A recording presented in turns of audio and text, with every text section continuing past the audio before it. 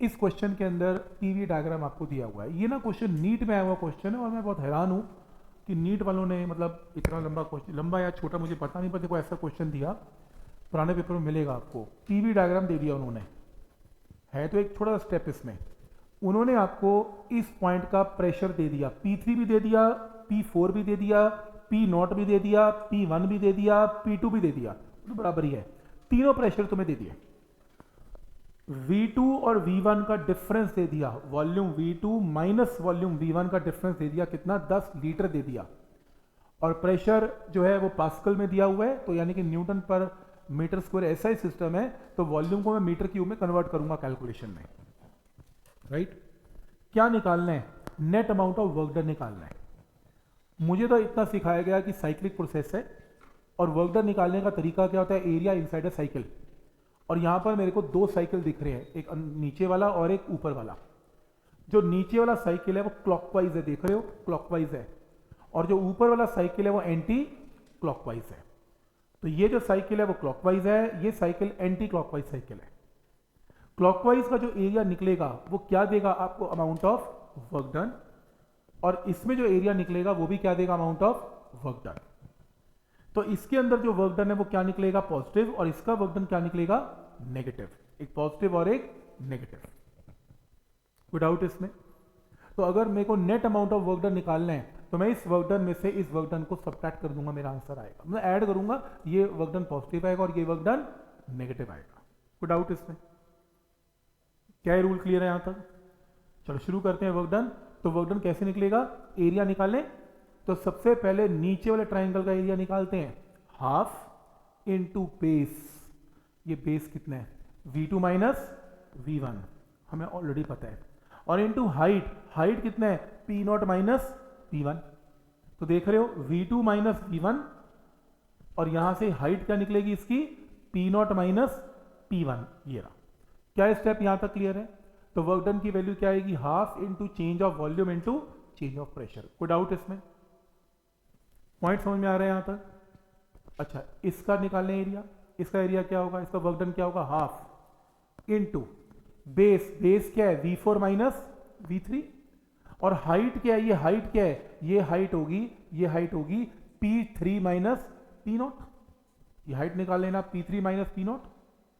तो मैंने ये वैल्यूज को पुट कर दिया, एक वर्क डन पॉजिटिव है और दूसरा वर्क डन नेगेटिव है। कोई डाउट इसमें? जब मैंने वैल्यूज पुट करने की कोशिश की, वॉल्यूम V2 माइनस V1 तो मेरे को गिवन था, तो मैंने पुट कर लिया 10 की पावर -3 से मल्टीप्लाई करके मीटर क्यूब। P0 P1 भी मेरे को गिवन था, मैंने पुट कर लिया। P3 P0 गिवन था, मैंने पुट कर लिया। मेरे को क्या नहीं गिवन था, V4 माइनस V3, चेक कर लो, है ही नहीं, और मुझे चाहिए V4 माइनस V3। अब मेरे को लगा शायद कुछ वैल्यूज मिसिंग है, क्या करें, सिमिलर ट्राइंगल्स। ये ट्राइंगल बिल्कुल सिमेट्री में गिवन है। सिमिलर ट्राइंगल पता है, base upon base, height by height की रेशियो। तो बेस कितना है, V2 minus V1 divided by V4 minus V3 is equal to, इसकी हाइट क्या है, P0 माइनस P1, और इसकी हाइट क्या है, P3 माइनस P0। ये देखो, आपको क्वेश्चन में सारे प्रेशर गिवन है, आपको V2 माइनस V1 भी गिवन है, क्रॉस मल्टीप्लाई करके क्या आएगा, V4 माइनस V3। जो भी आएगा उसको यहां पुट करना है, आंसर निकालना है और अपना ऑब्जेक्टिव ठीक कर देना है। ठीक है, तो कहीं फंस जाओ तो सिमिलर ट्राइंगल भी काम आएगी। ठीक है यहां तक? फिर अगला क्वेश्चन ये दिखेगा आपको। इस क्वेश्चन के अंदर आप चेक करो, आपका ग्राफ पहले लेफ्ट गया, फिर ऊपर गया, फिर राइट गया। तो इसके अंदर आपको net amount of work done निकालना है, और वर्क डन निकालने का तरीका होता है क्या, पीवी डायग्राम में एरिया अंडर पीवी डायग्राम। तो मैंने इसमें एरिया निकाला पहले इसका, इसका एरिया ये रहा, कितना बोलो, ये हाइट क्या है, P0, और 2V0 में से V0 गया तो क्या आया, V0। तो एरिया क्या बना, P0 V0। बोलो पॉजिटिव की नेगेटिव, पॉजिटिव की नेगेटिव, नेगेटिव क्यों, वॉल्यूम घट रहा है, पीछे वॉल्यूम घट रहा है, वॉल्यूम जब जब घटेगा तो वर्क डन नेगेटिव। तो यहां से यहां का वर्क डन कितना है, -P0 V0। यहां से यहां का वर्क डन कितना है? 0, क्योंकि वॉल्यूम तो कांस्टेंट है। फिर यहां से यहां का वर्क डन कितना है? ये रहा, पूरे का पूरा एरिया रेक्टेंगल का 2p0 और 3v0 minus v0 is 2v0, तो 2p0 2v0 कितना 4p0 v0, क्योंकि इसमें वॉल्यूम बढ़ रहा है तो ये क्या आएगा? पॉजिटिव। नेट आंसर क्या आएगा? 3p0 v0। समझ में आ रहा है करना क्या है? आपने एक एक लाइन का पकड़ पकड़ के एरिया निकालते जाना है। जो वॉल्यूम बढ़ रहा है एरिया पॉजिटिव कर देना, जो वॉल्यूम घट रहा है एरिया नेगेटिव कर देना, आंसर आएगा। कोई डाउट इसमें? पॉइंट क्लियर है यहां तक कि कैसे इस क्वेश्चन को करना है? तो ये एक तरीका है क्वेश्चन सॉल्व करने का। ये लिख लो, रिपीट है, this is repeat, this is repeat. फिर से शीट लिख गई, फॉर्मूला लिखे हुए हैं, ये सब हमने कर लिए। दिस इज रिपीट, ये क्वेश्चन भी रिपीट है, अभी किया था 9PIVI, ये भी मत करना।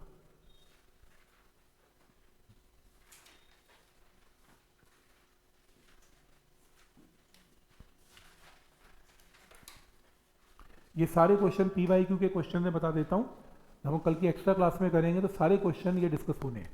वो क्वेश्चन वाइज आएंगे, जब शीट होगी ना मिलेगी आपको, तो क्वेश्चन वाइज सॉल्व करेंगे इसे, ऐसे नहीं करेंगे। अभी जो करेंगे इस क्वेश्चन को एक बार देखना प्लीज। ये find coefficient of volume expansion. Coefficient of volume expansion का मतलब होता है gamma. Find gamma for an ideal gas at constant pressure. पहले करने से पहले गामा होता क्या है ये याद दिला दूं। थर्मल एक्सटेंशन में गामा क्या होता था?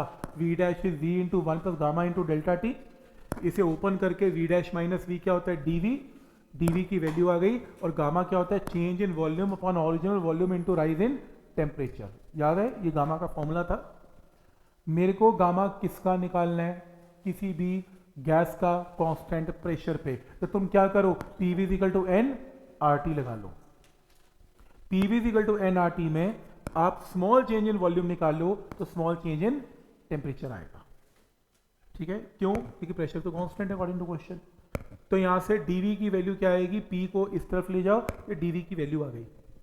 तुम एक काम करो, इस dV की वैल्यू को गामा में पुट कर दो, इस न्यूमिनेटर में पुट करो तो ये टर्म आएगी, डिनोमिनेटर साइड पे आ गया, dt से dt कैंसिल, तो ये टर्म आएगी गामा की। पर प्रॉब्लम, ये ऑप्शन आपको गिवन नहीं है, तो आप PV की जगह क्या पुट करोगे? N RT। PV equal to N RT cancel करो, आंसर क्या आएगा?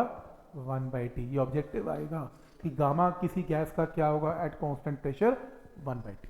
अब याद नहीं कर सकते, सारा हिट एंड ट्राई। गैस की क्वेश्चन तो हमेशा काम आएगी आएगी, सारा काम बाय प्रैक्टिस है। तुम गामा का फॉर्मूला जरूर लिख सकते हो, बाकी गैस की क्वेश्चन से आपको बाय प्रैक्टिस देखना पड़ेगा। ठीक, जैसे ये क्वेश्चन है,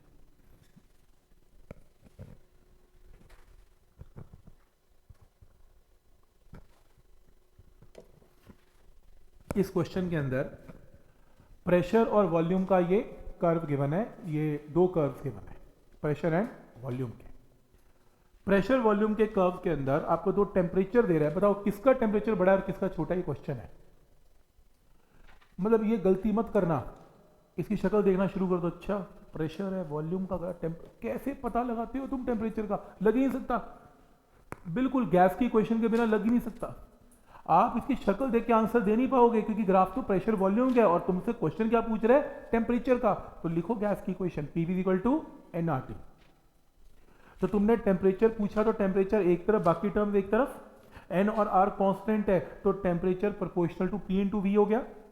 तुम कोई भी एक लाइन खींच लो जस्ट इमेजिनरी, सच दैट एक पॉइंट यहां ले लो, एक यहां ले लो। इस पॉइंट के लिए वॉल्यूम दोनों का एग्जैक्टली क्या है? सेम।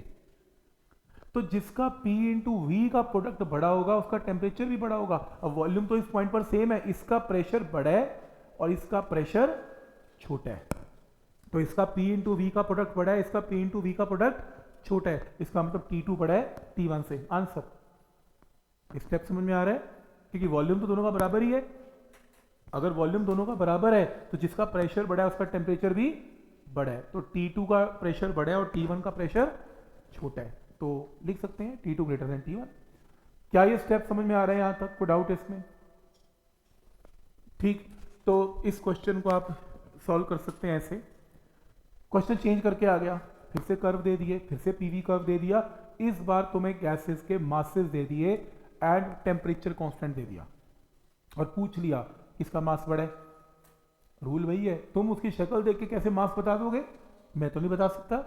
गैस की इक्वेशन लिखो, गैस की इक्वेशन में नंबर ऑफ मोल्स को कन्वर्ट करो, छोटा मास बाय मॉलिक्यूलर मास, ये रहा। और तुमने क्या निकालना है? गैस का छोटा मास निकालना है, वो एक तरफ, बाकी टर्म्स एक तरफ।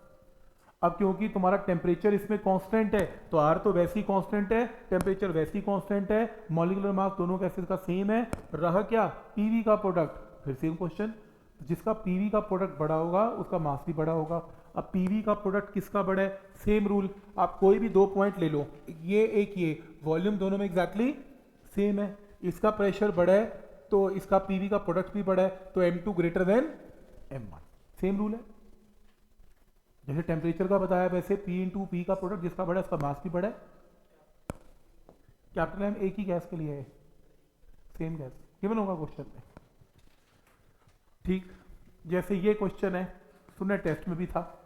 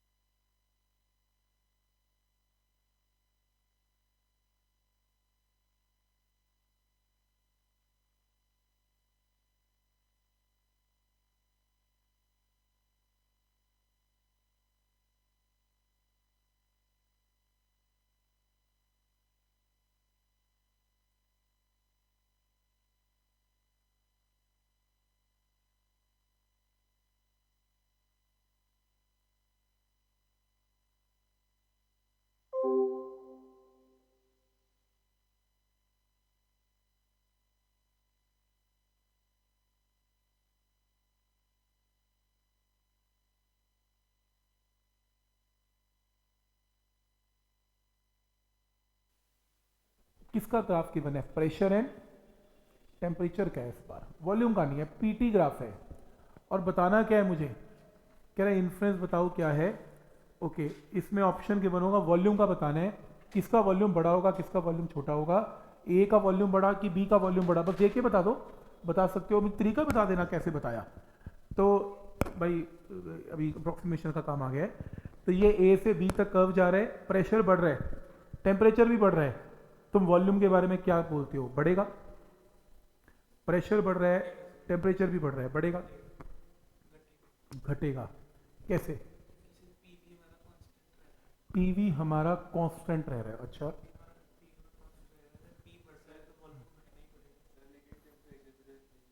टेम्परेचर भी तो इंक्रीज हो रहा है, तीन फैक्टर्स है ना, पी वी और टी।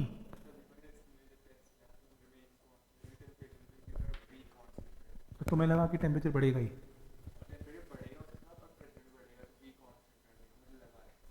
अच्छा देखो, पहले तो एक रूल को समझो। रूल ये है कि स्ट्रेट लाइन कर्व है, pressure temperature directly proportional curve है, और ये कर्व बिल्कुल भी ओरिजिन से पास नहीं हो रहा। अगर ये ओरिजिन से पास हो जाता तो pressure directly proportional to T हो जाता, हुआ नहीं है, ऐसा हो सकता था। और अगर ये डायरेक्टली प्रोपोर्शनल होता, P directly proportional to T होता, तो इसका मतलब V, N और R तीनों क्या होते? कांस्टेंट। तो आपका V कांस्टेंट हो जाता, लेकिन आंसर कांस्टेंट नहीं है। और आंसर इसलिए कांस्टेंट नहीं है क्योंकि आपका ग्राफ ओरिजिन से पास हुआ ही नहीं, आपका ग्राफ ही साइड से निकल गया। तो इसलिए V कांस्टेंट नहीं लेना। ये मैथ्स का कॉन्सेप्ट है। मैथ्स के लोग तो समझ पा रहे होंगे ये बात कि स्ट्रेट ओरिजिन से नहीं पास हो रहा तो P directly proportional to T नहीं होगा। तो फिर क्या होगा? तो इस केस में ऐसे होगा, वॉल्यूम इसका मतलब कांस्टेंट नहीं है, बात पक्की है। तो अगर आपका option VA equal to VB है, वो मत मार्क करना। तो इसके अंदर मान लो ये ग्राफ यहां से यहां जा रहा है, y एक्सिस में क्या चल रहा है? प्रेशर। x एक्सिस में क्या चल रहा है? टेम्परेचर। तो y is equal to mx plus c का कर्व की लाइन बनेगी, क्योंकि इंटरसेप्ट भी बनेगा इसका y एक्सिस के ऊपर। तो जब कोई भी स्ट्रेट लाइन ओरिजिन से नहीं पास होती तो ये जो है लाइन की क्वेश्चन फॉलो की जाती है मेडिकल वालों के लिए, मैथ वालों को तो पता ही है। y एक्सिस में क्या चल रहा है? प्रेशर। x में क्या चल रहा है? टेम्परेचर। और मास और c तो ये स्लोप और c तो कांस्टेंट है, कुछ भी a और b लगा लो। तो मैंने इक्वेशन बना ली P is equal to AT plus B, ये इक्वेशन बना ली मैंने। इक्वेशन आ गई। मुझे टेम्परेचर से दोनों साइड्स को मैंने डिवाइड कर दिया, टेम्परेचर से डिवाइड कर दिया। अब मेरे को पता है मुझे PV is equal to nRT से क्या बताना है? वॉल्यूम बताना है A और B का। तो इसमें ये जो वॉल्यूम की वैल्यू है किस पे डिपेंडेंट है? T बाई P की रेशियो पे डिपेंडेंट है, क्योंकि ये तो कांस्टेंट है। अब ये इक्वेशन ये बताती है कि अगर मैं A से B पे जा रहा हूँ, ग्राफ चेक कर लो, अगर मैं A से B पे जा रहा हूँ तो मेरा B का टेम्परेचर ज़्यादा है, A से टेम्परेचर बढ़ रहा है। A से B जाने पे टेम्परेचर बढ़ रहा है। तो मुझे एक चीज़ का आंसर दो, अगर आपका टेम्परेचर बढ़ रहा है तो आपका ये फ्रैक्शन क्या आएगा? घटेगा। ये घटेगा तो ये भी घटेगा, ये घटेगा तो इसका रेसिप्रोकल T बाई P बढ़ेगा, और अगर ये बढ़ेगा तो वॉल्यूम भी बढ़ेगा। ऊपर जाने में टेम्परेचर बढ़ रहा है, टेम्परेचर बढ़ने से ये घट रहा है, ये घटने से ये घट रहा है, ये घटने से ये बढ़ रहा है, ये बढ़ने से ये बढ़ रहा है, तो वॉल्यूम भी बढ़ रहा है, तो V भी ग्रेटर देन V, ये आंसर है। ठीक, फिर से नहीं कर सकते। T और P की तुम रेशियो निकालोगे, स्ट्रेट लाइन की रेशियो तो कांस्टेंट है। फिर P ने क्या किया? P भी तो चेंज हो रहा है भाई, ऐसे मैथ कैसे हो सकता है? तुम P को कांस्टेंट कैसे मान सकते हो? और ऐसा होता तो फिर मैं तो पेज को लिख के लाता, नहीं हो सकता। तो इसको आपको रेशियो लेनी पड़ेगी T और P की। ये जो रेशियो है वो इस पे डिपेंडेंट है फर्दर। टेम्परेचर की वैल्यू बढ़ रही है तो ये डिनोमिनेटर बढ़ रहा है, तो ये फ्रैक्शन घट रहा है, तो ये भी घट रहा है, रेसिप्रोकल बढ़ रहा है तो वॉल्यूम बढ़ रहा है। तो उधर जाने में वॉल्यूम बढ़ रहा है तो B का वॉल्यूम A से तो बड़ा ही आएगा, ये आंसर है। मतलब ऐसे सोचना है।